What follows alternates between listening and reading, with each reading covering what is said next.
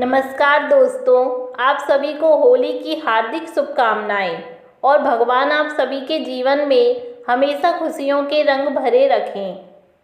आज हम आप सबको सुनाएंगे होलिका दहन की कहानी। प्राचीन पर्वों की यही सुंदरता है कि इनके पीछे छुपे पौराणिक राज हमें आकर्षित करते हैं। आइए जानें होलिका दहन का अभिप्राय और इतिहास। होलिका दहन का पर्व संदेश देता है कि ईश्वर अपने अनन्य भक्तों की रक्षा के लिए सदा उपस्थित रहते हैं। होलिका दहन होली त्योहार का पहला दिन फाल्गुन मास की पूर्णिमा को मनाया जाता है। इसके अगले दिन रंगों से खेलने की परंपरा है, जिसे धुलंडी, धुलेंडी और धूली आदि नामों से भी जाना जाता है। होली बुराई पर अच्छाई की विजय के उपलक्ष्य में मनाई जाती है।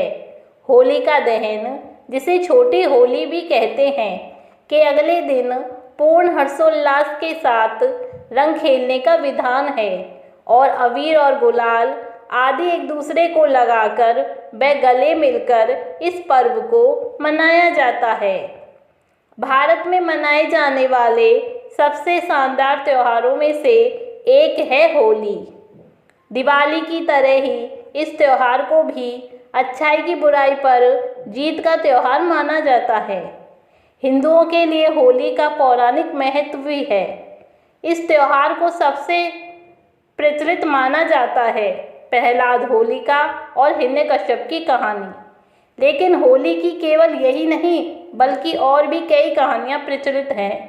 वैष्णव परंपरा में होली को होलिका प्रहलाद की कहानी का प्रतीकात्मक सूत्र मानते हैं। होलिका दहन का शास्त्रों के अनुसार नियम: फाल्गुन शुक्ल अष्टमी से फाल्गुन पूर्णिमा तक होलाष्टक माना जाता है, जिसमें शुभ कार्य वर्जित रहते हैं। पूर्णिमा के दिन होलिका दहन किया जाता है। इसके लिए मुख्यतः दो नियम ध्यान में रखने चाहिए। पहला, उस दिन भद्रा न हो। भद्रा का दूसरा नाम बिष्टि का कारण भी है, जो कि 11 कारणों में से एक है। एक कारण तिथि के आगे भाग के बराबर होता है। दूसरी बात, पूर्णिमा प्रदोष काल व्यापिनी होनी चाहिए।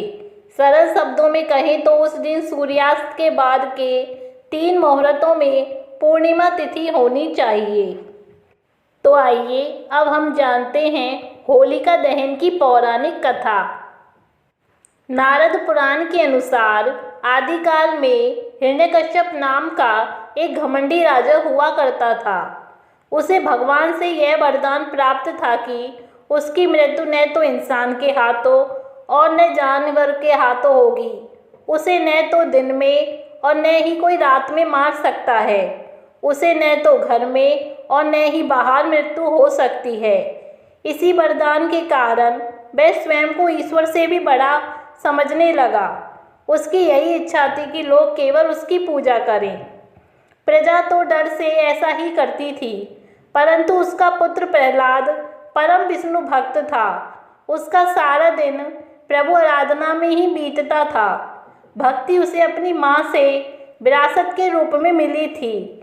हिरण्यकश्यप के लिए यह बड़ी चिंता की बात थी।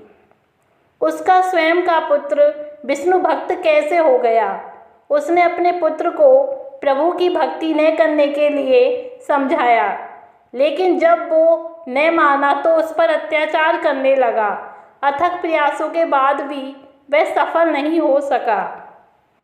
हिरण्यकश्यप के अत्याचारों को सहने के बाद भी प्रहलाद ने पूजा अर्चना नहीं छोड़ी।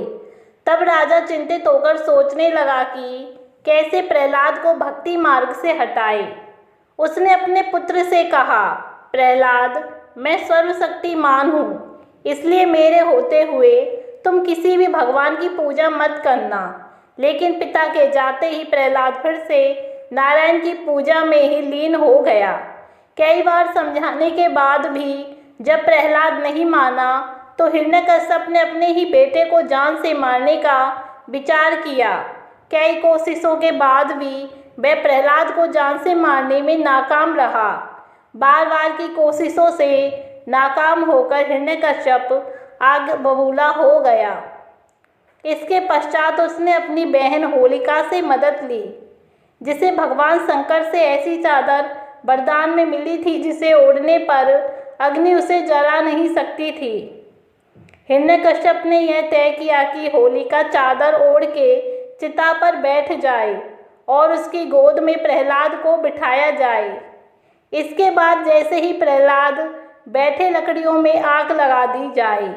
चादर के कारण होलिका तो आग से बच जाएगी, मगर अग्नि प्रहलाद को जलाकर राख कर देगी। प्रहलाद ने पिता की आज्ञा का पालन किया और ओम नमो नारायण का जाप करते हुए चिता की तरफ बढ़ता चला गया। भगवान विष्णु हिरण्यकश्यप के इस क्रियाकलाप को देखकर मन ही मन क्रोधित हो गए। योजना के अनुसार होलिका अपनी चादर को पूरे तन पर ओढ़कर बैठ गई और फिर उसे प्रहलाद को अपनी गोदी में बैठा लिया। लेकिन जैसे ही चिता में आग लगाई गई, विष्णु जी के चमत्कार कर दिया। अचानक तेज हवा चलने लगी, सभी चौंक गए।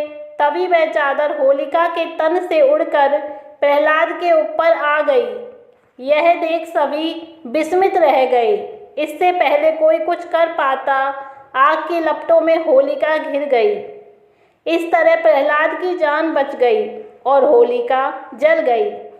इसी के बाद से होलिका की पूर्व संध्या को अग्नि जलाकर होलिका दहन का आयोजन किया जाता है। इससे सभी प्रकार के अहंकार, बुराई और पाप आदि जलकर नष्ट हो जाते हैं।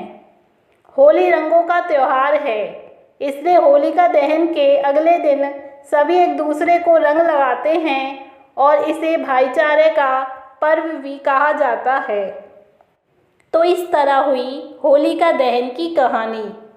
तो आप सभी को ये कहानी कैसी लगी कमेंट्स में ओम नमः भगवते वासुदेवाय जरूर लिखें और मेरे चैनल को भक्ति रस बाई गायत्री को लाइक, शेयर एंड सब्सक्राइब करना ना भूलें। धन्यवाद।